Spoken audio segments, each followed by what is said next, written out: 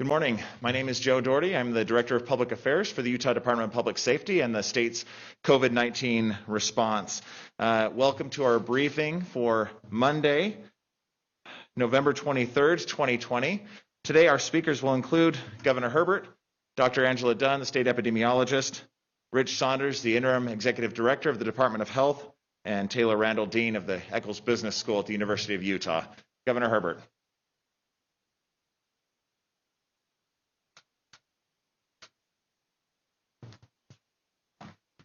Well, thank you, Joe, and welcome once again. A little unusual. We have a short week because it's Thanksgiving, and so we wanted to give information today on a Monday, which is a little bit unusual. But thanks for those who are participating. We appreciate, again, the media helping us get the information out.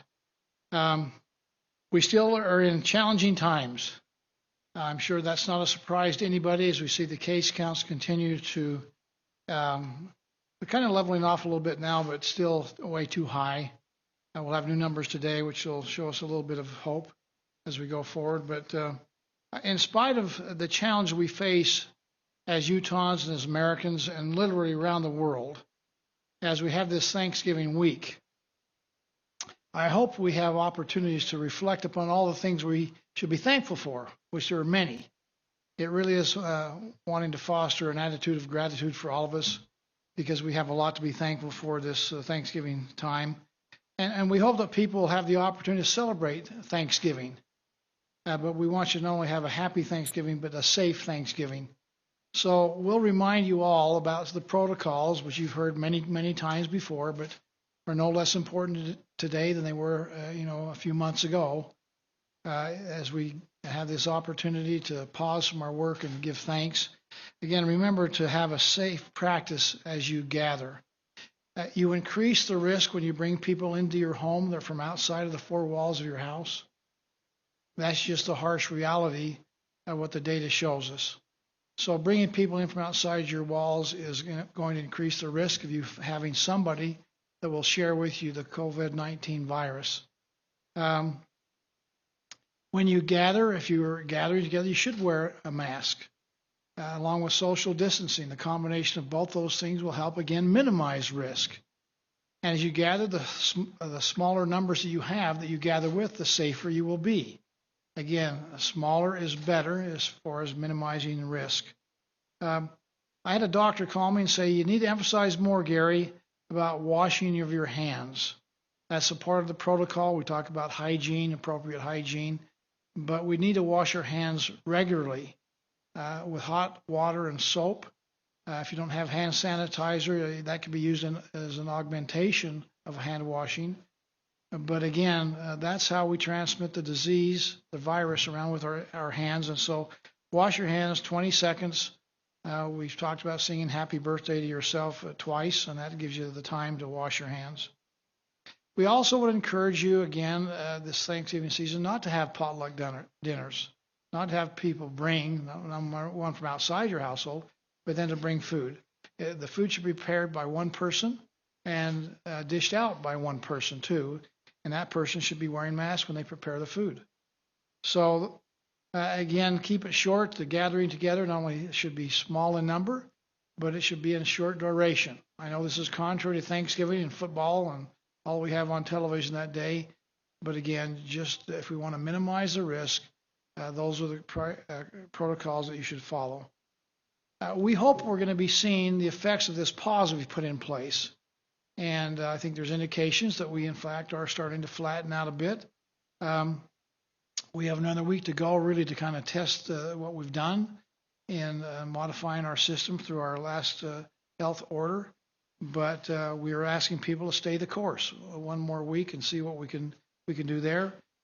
We certainly are taking steps to increase testing. We mentioned that a week ago too, that we'd like to increase our testing by, 2 or 3 times. We'd like to be able to do 250 to 300,000 tests a week.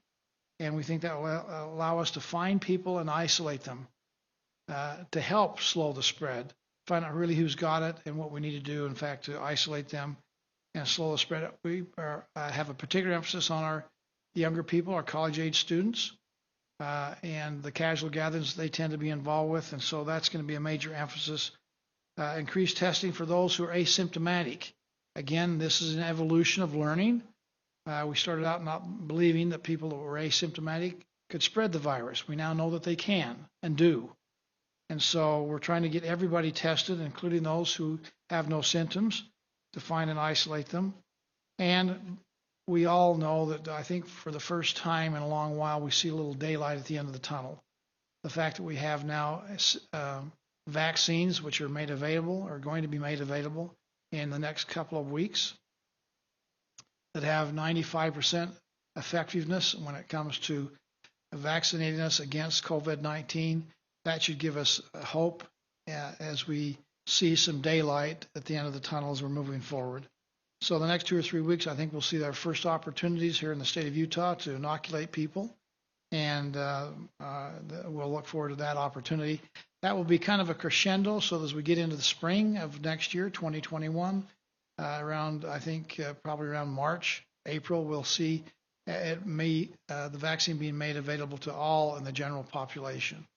So again, I think there are reason to be thankful and grateful for where we're at and the direction that we're moving in. So again, my last comment should be thankful, be careful. Follow the medical and science recommendations we have a safe and happy holidays. And if we do that, we'll be around for the holidays for next year too. And that's an important thing. So with that, let me turn some time over to Dr. Dunn, and she can give us the latest numbers. Dr. Dunn?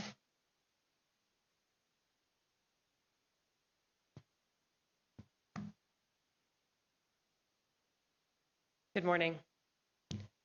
Our 7-day rolling average of new cases is now at 3,349. This measure continues to increase throughout our state.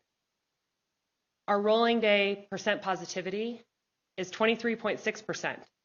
And this measure is actually starting to see some stabilization as a result of the increased testing we're doing across the state. We continue to encourage all who need a test to get one. But I also want to note that everyone who wants a test can now get one by going to testutah.com. Even if you don't have any symptoms or you haven't been a close contact, you can now go to testutah.com and schedule a test. And now I'm going to turn the time over to Rich Saunders, who has information about new public health orders.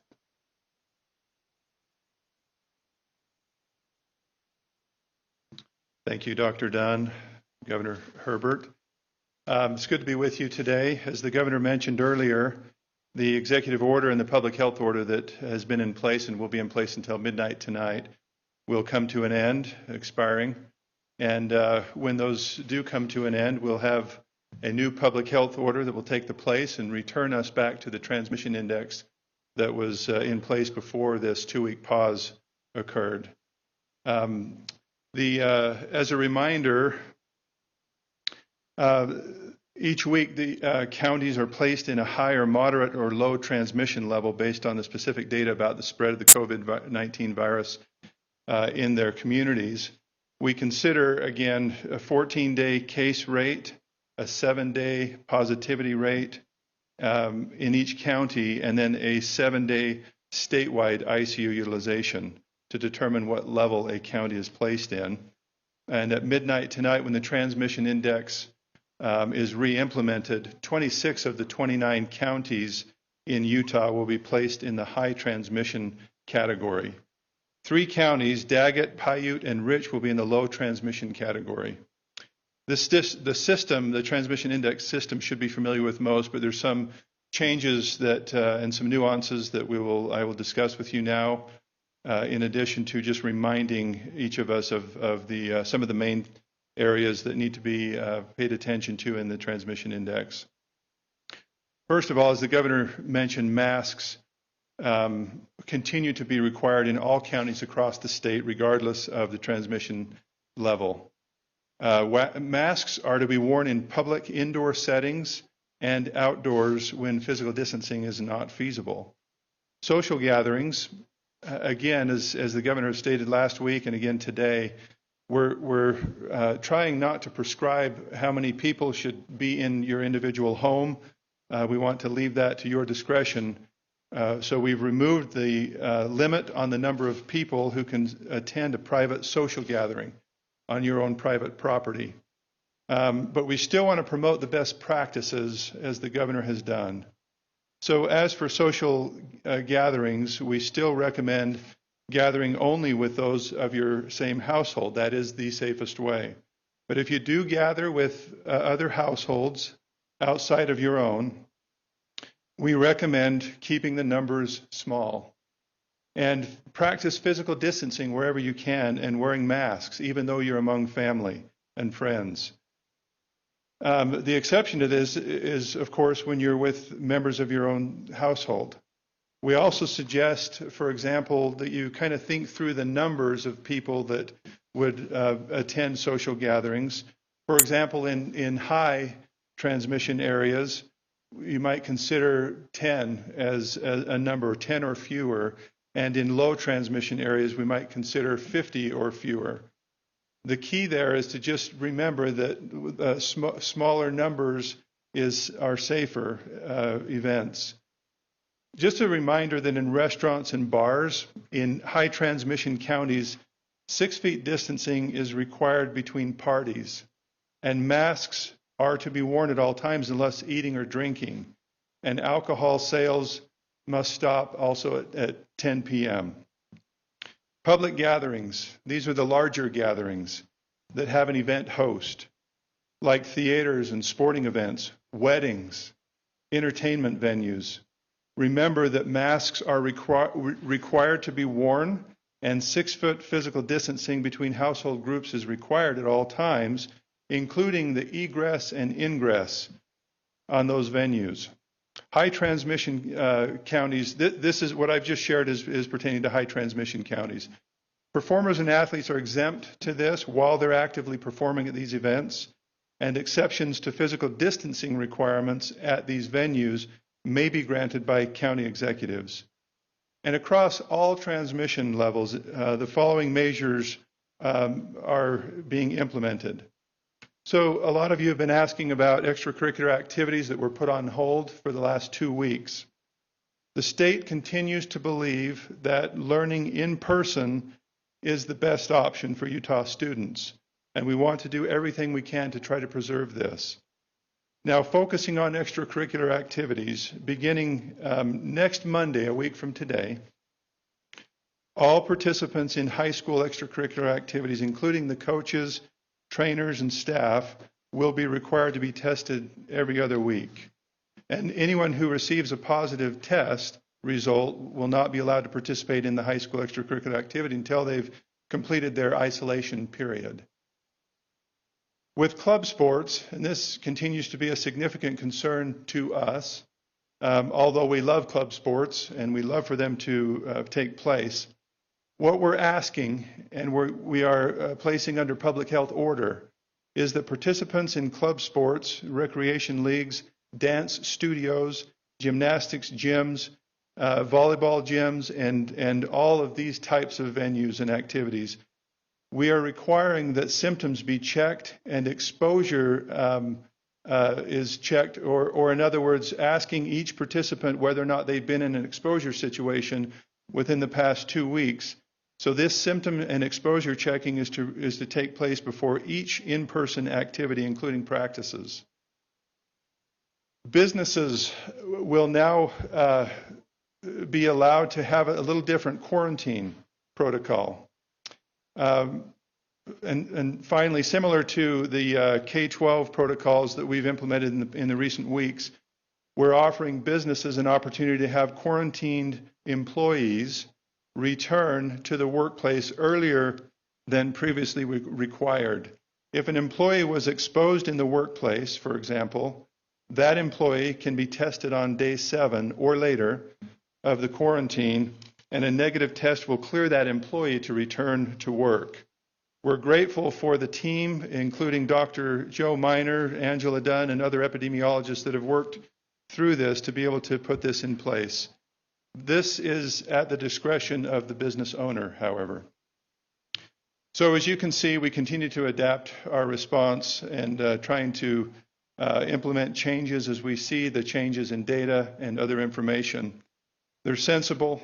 These restrictions or guidelines that are placed in the public health order are designed to balance the individual liberties and our collective well-being. They're aimed to protect lives and livelihoods. So I hope during this time that we can think about one another and what we can do as individuals in the name of a much higher good and a common good to all. Thank you for your time and your participation in the public health order and all that you're doing. And we wish you a happy Thanksgiving this week. Thank you.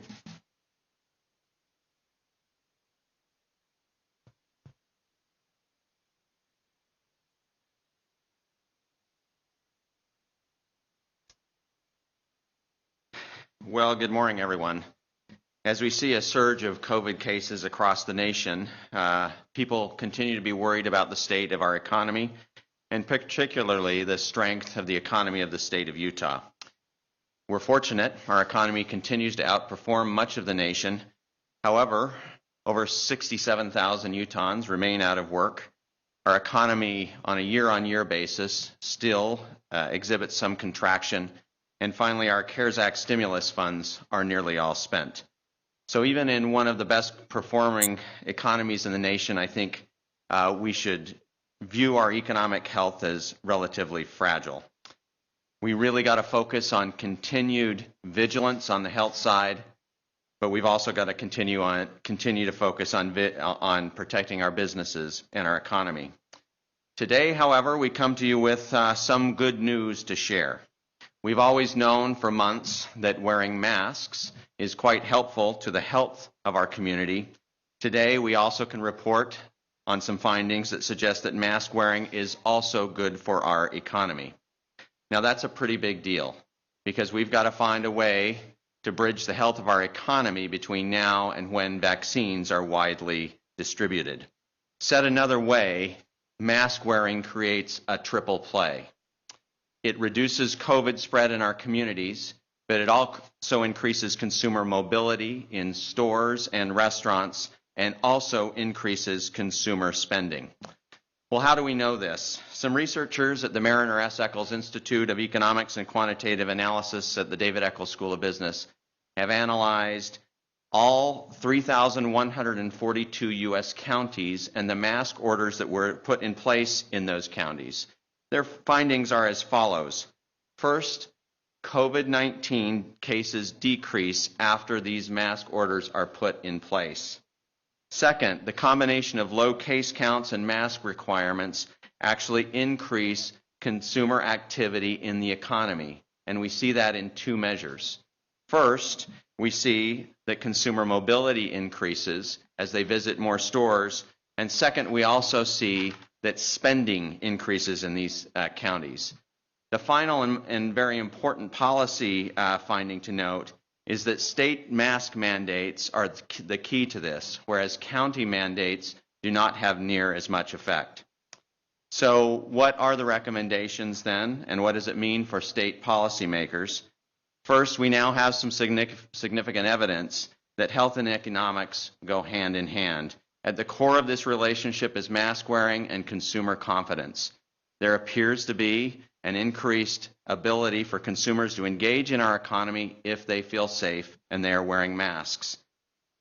Second, the statewide mask mandates play a real key role in this, right? We see that in the cases of statewide mandates, we get the triple play.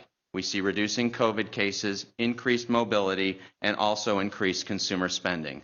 That is not the case if a county goes it alone. So I guess in conclusion, I'd echo our governor's sentiment and when he provided this following call to action.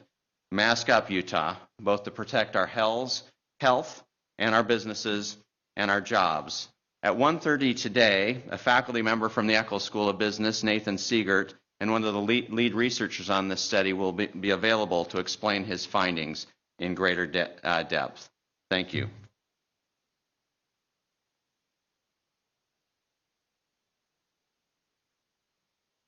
Well, thank you, Dean Randall. That is exciting news. We find that not only does it help minimize the risk of catching and spreading the virus by wearing a mask, we also find that it's very helpful for our economy because people feel safe about moving around and about, and that's how the economy continues to prosper. So that's good information. Again, later today, a more in-depth discussion about the study that's been done by the University of Utah. Dr. Dunn and Director Saunders, we appreciate your comments too. With that, we'll just turn it open for some questions for a few minutes here.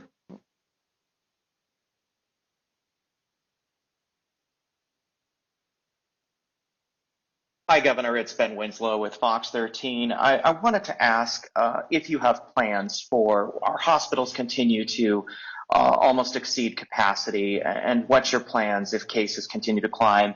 Do you have plans if Thanksgiving turns into a super spreader event because people still gather? Well, there's always contingency plans whether there's Thanksgiving or not, Ben.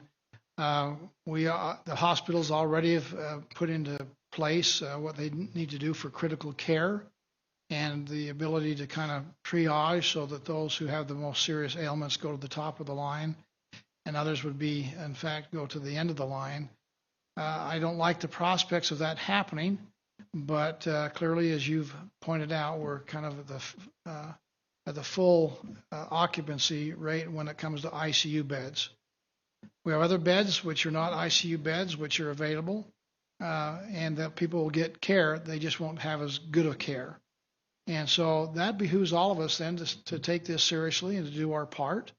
I think people have been responding to what we've put down as good practices. I think there are more people wearing masks than ever before.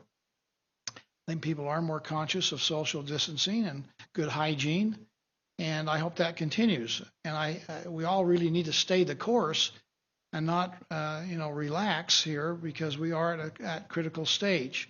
Now, again, the next, 4 or 5 months is going to be critical if we continue to practice these protocols, because then the vaccine will come in.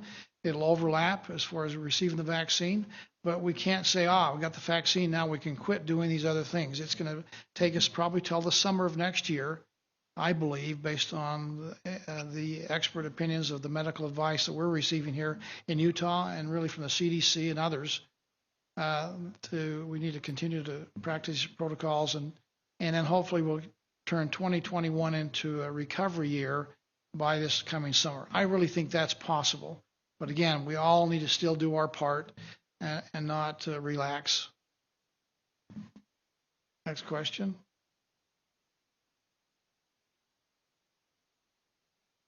Good morning, Governor. Christina Flores with KUTV. After you imposed the emergency order, when did you expect the things might turn around? We had 4,000 cases at the end of last week. That doesn't seem like a turnaround or like we're doing any better. Yeah, I would hope that we could have some kind of stabilization. It looks like our positivity rate maybe has dipped just a little bit, but we're certainly not out of the woods now. We put the emergency order in place. It will continue all of it, except for the requirement to have only inside of your home members of your household. We think that's a little bit of a step of intrusion into people's privacy. We're a little concerned about that. Doesn't mean the risk is any less. In fact, if anything, it may be more because of the propensity for us to gather together as families and friends during Thanksgiving holiday. So a word to the wise, again, you understand. I don't think there's anybody really in the state that does not understand what we should be doing. We just hope that they do it. And we have laws in place on mask wearing statewide now. We have laws in place on what businesses should be doing when it comes to requiring masks in their establishment, having signage in place to make sure that occurs. We're having solicitation of people involved in business to join the Stay Safe to Stay Open protocols and organization sponsored by our Chambers of Commerce. A lot of things being done out there. PSAs, we see a lot of announcements on television and radio and the media to help us to remember what we should be doing if we want to slow the spread and bend the curve. But unless we do it, it won't happen. It doesn't matter what the protocols are out there that we're asked to do. If we don't do them, it'll have no effect. So I'm hopeful. Again, this is the most dangerous time of the year because of being indoors, cold weather, and the holiday season where we tend to get together. We're just telling people, take a pause on that and try to keep your gatherings small and short in duration. Next question. Hi, can you hear me? Yes. Thank you. In the 2 weeks since the emergency health order was implemented, it looks like cases, hospitalizations, and deaths have risen pretty precipitously, and now the health order is being relaxed in some ways. So my question is, does that mean we've seen the most stringent restrictions that we're going to see in Utah, like no matter how high the cases and hospitalizations get? And if not, what exactly would trigger further restrictions? Is there any plan if we get up to 5,000 cases a day and 100% hospital capacity? Everybody's looking for the kind of the magic formula, the magic bullet to solve the problem. And unfortunately, I don't think there is one. It's really, how do we endure? How do we get through this challenging time with a minimal amount of damage to our health care, to our health of our people, including mortality? And how do we, in fact, keep the economy functioning? Because if it doesn't, it has its own sets of problems. And so as I look around, I was on a phone call here just this last week with governors from around the country, and nobody has the exact right answer. Everybody's trying different things, and certainly are experimenting. And what seems to work in one state is not working in other states, or what worked in a state at one time is now not working. Everybody's going through these surges right now, and again, it's probably a reflection of us gathering together and the colder weather, getting more indoors and less outdoors.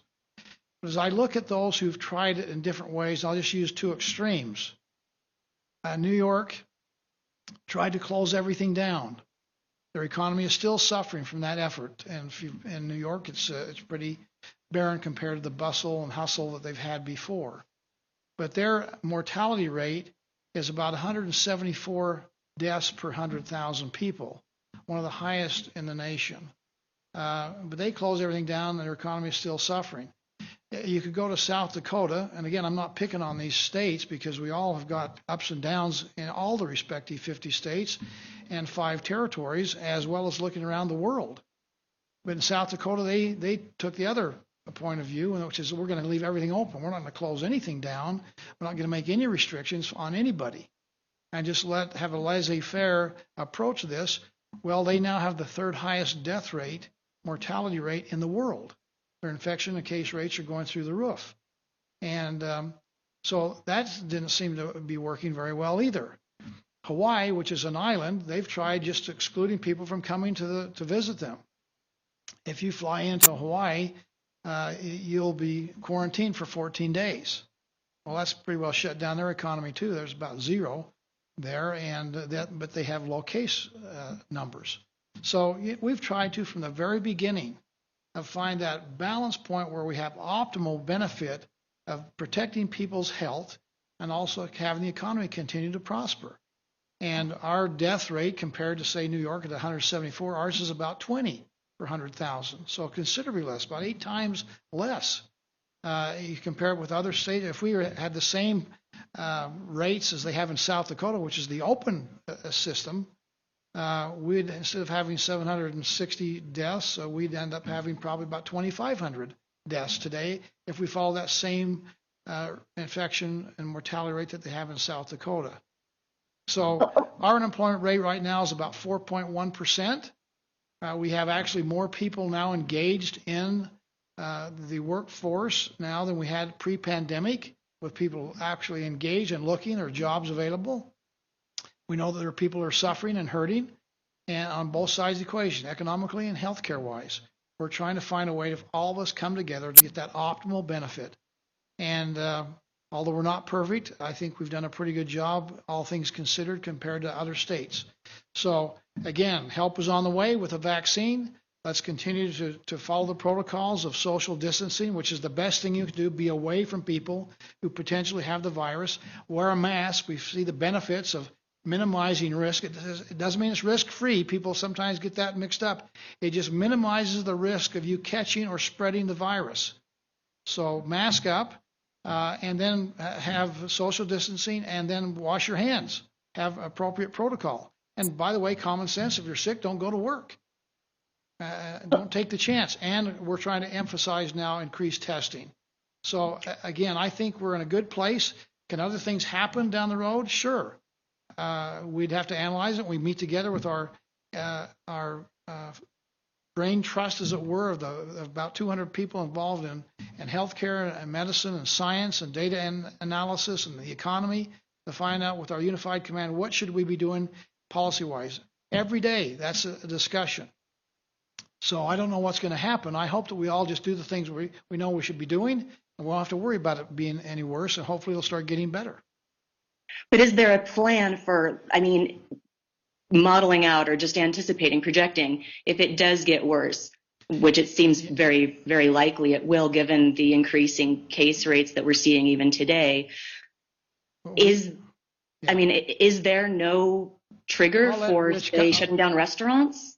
I'll have Rich come in and can talk about that, what we're getting from the Department of Health. We have a plan in place. We anticipate that's going to work. We believe people will, in fact, follow the recommendations we're giving. Can that be modified? Absolutely.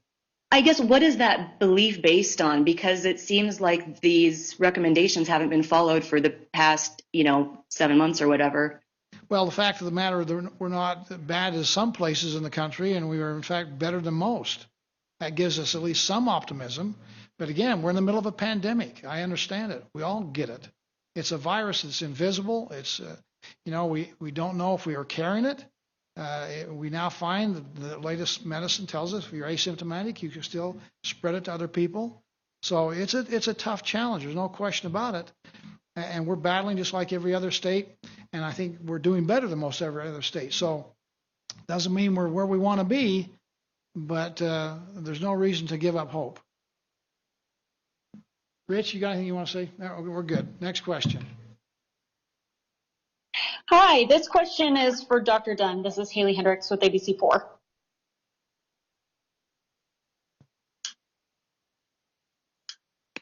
Okay, so over the weekend, Dr. Dunn, you posted a link online to a COVID-19 risk assessment tool that Utahns can use to see the chance a person may have the virus, specifically at a gathering. Can you talk about this tool, why you support it, and how you hope Utahns can utilize this, especially with the upcoming holidays and the increased COVID cases we're seeing? So this is a risk assessment tool that's been built by Georgia Tech, and it's been used by a lot of health officials throughout the nation to really model out risks. So if you have X number of people at an event, what is the risk in your county of somebody actually being positive for COVID? And they update these numbers daily and the risk daily based on how many cases we report. So it's a really good tool to understand, for example, if you live in Salt Lake County and you have 15 people coming over for Thanksgiving, there's over a 50% chance that one of those individuals will have COVID, which then, of course, it magnifies the ability for COVID to spread beyond that group of 15 and into the community, and impacting our holidays throughout the winter and school returning in January and our businesses, et cetera. So I really encourage individuals, if you're thinking about going to an event or having an event at your home for the holidays, looking at that tool, using it for how many people are going to be at your event, what county you live in, and it'll really help you really understand, hopefully, that risk of somebody having COVID at that event. Thank you very much. Sure.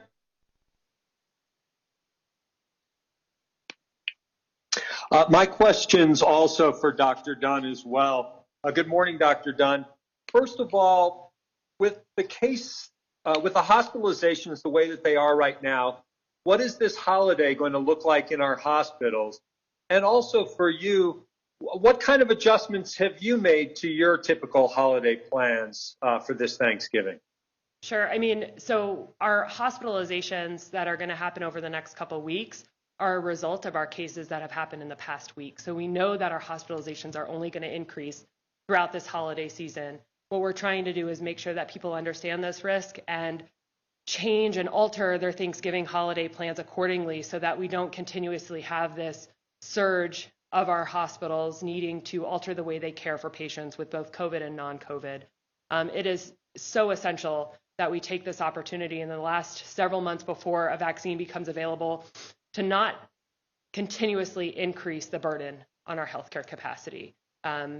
Personally, I am having Thanksgiving with the 3 other individuals that live in my household. We're ordering Thanksgiving from a local restaurant, and we're going to hang out together and use that time to have some quality time, both indoors and outdoors, but We usually have a feast with local friends who also don't have family in the region, but we're going to just do it solo this year because of COVID.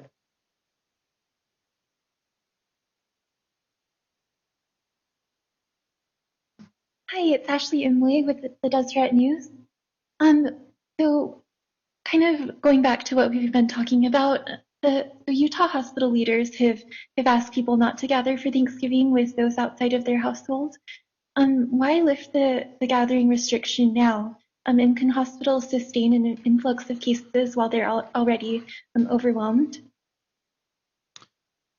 We mentioned 2 weeks ago when we put the order in place that we're going to put a pause in place for 2 weeks and we'd lift it, and which we've done and are doing.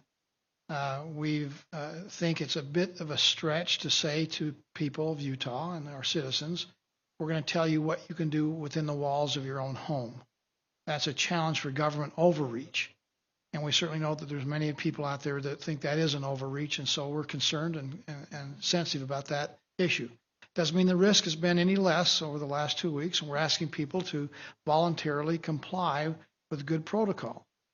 We're probably doing something right because we have people that say we've done way too much on the right, and we have people say we're not doing near enough on the left. And again, as I mentioned earlier, we've been trying to strive for that happy, optimal middle part where we in fact protect the health of the people and yet still have a healthy economy at the same time. And based on comparison, at least, to other states in the nation, we've done a pretty good job of threading that needle. Now, again, we want to make sure that people understand the facts, what the truth is, what they can do to protect themselves and their families, and then we would hope that they'd follow that good protocol. Wear the mask. We have people still refusing to wear a mask, and yet we find that not only does it help protect and slow the spread and minimize risk, it also helps open up the economy. We have people out there saying that the mandates actually have been harmful, but we find that the mandates we put in place actually now by study and research are actually helping to open up the economy and in fact having people have a good quality of life in spite of the pandemic. Now we can all do better. It's really an individual responsibility for all of us to do the best we can. And if we'll take that responsibility, I think we can have greater success. And I'm hopeful that that's what's going to happen. We're learning as we go. And again, more and more people of Utah are taking on that responsibility to follow the good recommendations of our medical experts. Thank you. This is Chris Reed with St. George News. I have one question for Director Saunders and one question for Dean Randall. For Director Saunders, the return of the transmission index. Before, we were talking about not recommendations, but requirements about gatherings. Now we're talking about recommendations. So I guess just to help me understand, what's really the difference between being high, moderate, and low at this point? I mean, does it have any teeth? And for Dean Randall, concerning the study, you mentioned about state rather than county mandates having more of an effect. Did you determine about enforcement of those state mandates? In other words, if a mask mandate has more enforcement, does it have more effect? Does it make any difference? If you guys can address that. So in response to your first question regarding differences between high, moderate, and low as it pertains to social gathering recommendations versus required by a public health order, what we have done is basically said there is no real differentiation in the public health order, but there is strong recommendation in how we are counseling or guiding people in the state of Utah to consider their gatherings in each of those levels. Obviously, low transmission level is we would strive and do everything we can within we wish we could be there as a state. And that just simply says the transmission is not as high and social gatherings are not as risky, so we can expand those. In high, in contrast, the transmission level is very high. It's a very dangerous situation. But as the governor stated, in the name of trying to not intrude into people's private residence, we pulled back, and then we're giving the correct guidance to people. For example, recommending that gatherings be less than 10. So we're trying to say to the people, and hopefully we've all learned a lot here and we can see what's happening. that people will make good judgment, good decisions. And when they're aware of the fact that they're in high, they will gather with less people. When they're in low, they can expand that. And that's kind of the differentiation between those three levels. And it is a recommendation at this point, but we strongly recommend it be considered. Taylor?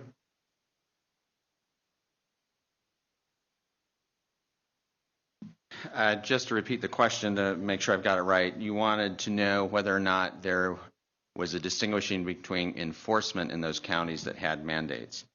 Well, not even the counties, but the states. In other words, does it make any difference if, let's say, there's less enforcement from a state perspective, or if it's just basically the hope that people do the right thing? Yeah. So the researchers will be on at 1:30 to explain if they've looked at those nuances. To my knowledge, the study looks at whether or not there was a mandate put in place in those states. You would naturally guess that there is a variance in the compliance and the enforcement of that mandate, and there would be some hope that that would kind of on average tell you what the effects were. So I think the researcher will be able to speak to that more precisely this afternoon.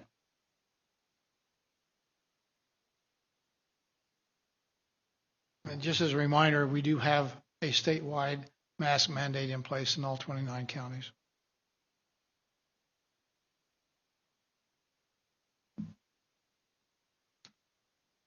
Hey, so I have a brief question for Governor Herbert and then one for Dr. Dunn. I'm interested to know what the governor's Thanksgiving plans are. And then for Dr. Dunn, some counties across Utah have stopped contact tracing because they are so heavily burdened by cases. So for some health departments, it's all they can do to just notify a person of a positive test, and contacting their close contacts is just too much. But I've also heard from a local health official that a disease could be so prevalent that contact tracing doesn't really have an effect. So I'm wondering if we're past that point at a state level, and if not, whether we're planning to hire more contact tracers to make it through the winter. What was the question for me again? What are your Thanksgiving plans? Okay. Yeah. Well, like most people, our Thanksgiving plans are not going to be anything like they've been in the past. I have a large family, and we all live within about 10 or 15 minutes of each other. We've been getting together every Sunday in times past, pre-pandemic, for Sunday dinners. That being said, our modification this year, we have one family that actually has had COVID-19, so they won't be spreading it. We'll be spending some time with them. And the rest of the families are going to be doing their own things in their own homes. Again, trying to follow the protocol as best that we can at this difficult time. And again, it's a matter of we want to make sure we don't spread the risk, that we don't infect other members of our family. And so we're going to follow the recommendations that we've given here today.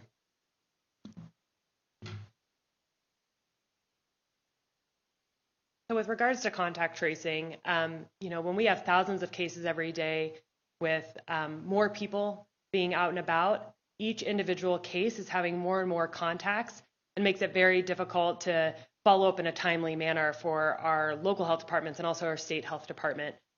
We are continuously hiring new contact tracers and building up that capacity. There definitely comes a point where we have to have a measured approach with individual behaviors to limit the number of contacts in addition to contact tracing, so that contact tracing is more efficient when each case has less contacts. So that's why it's so important to limit the number of close contacts we have each as individuals, so that the risk of spread to anybody else is much lower, and it allows contact tracing to be much, much more efficient. But we are looking for ways to bring technology into our contact tracing process, and constantly looking at ways to reprioritize contact tracing to make the most of it, given these hard times and the increase in cases. Thank you.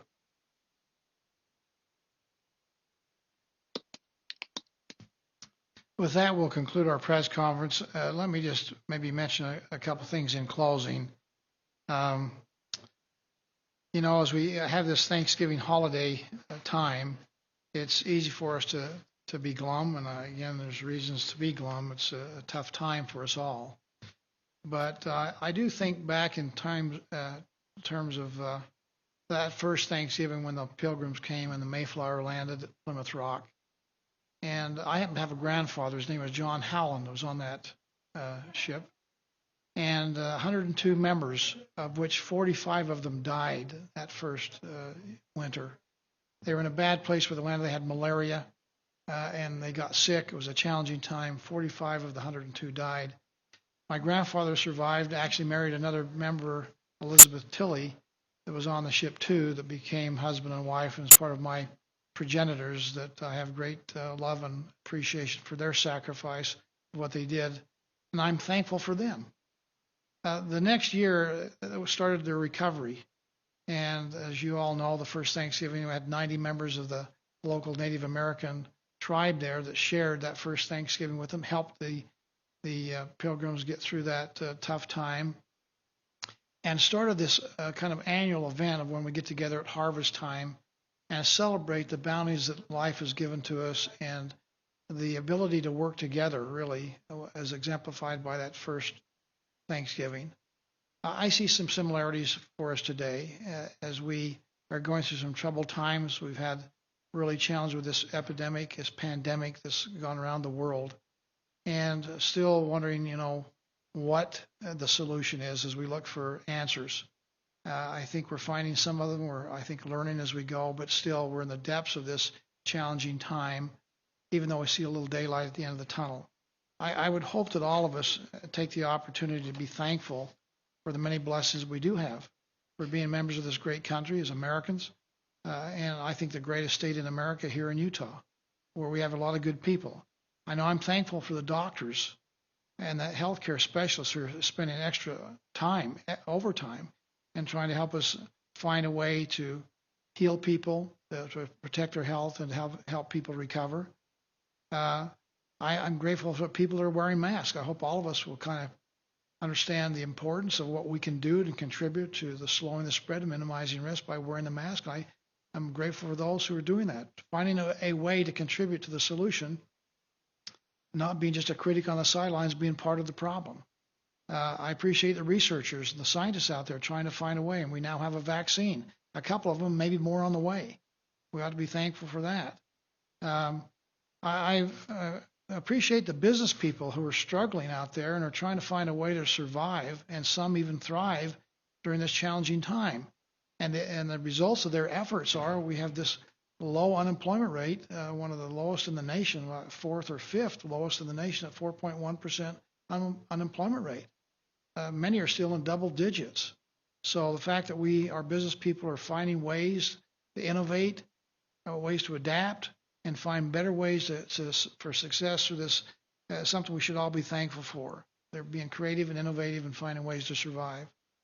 And certainly I would like to say that I'm grateful for our teachers.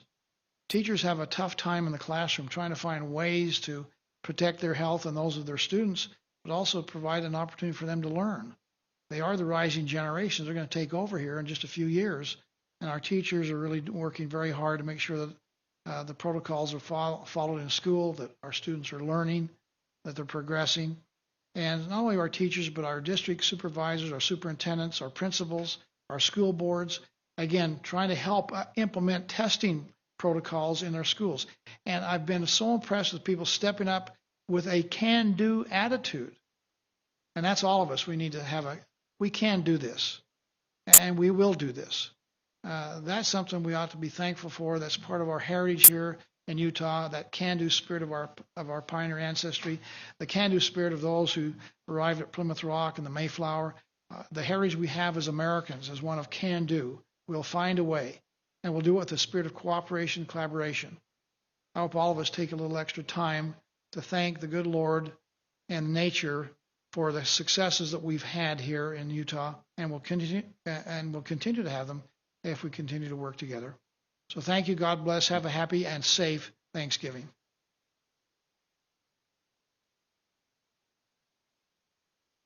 All right, this will conclude our briefing. Thank you for all your attendance for our interpreters in Spanish and American Sign Language. As a reminder, we have posted the new page with the transmission indexes live at coronavirus.utah.gov. Thank you very much.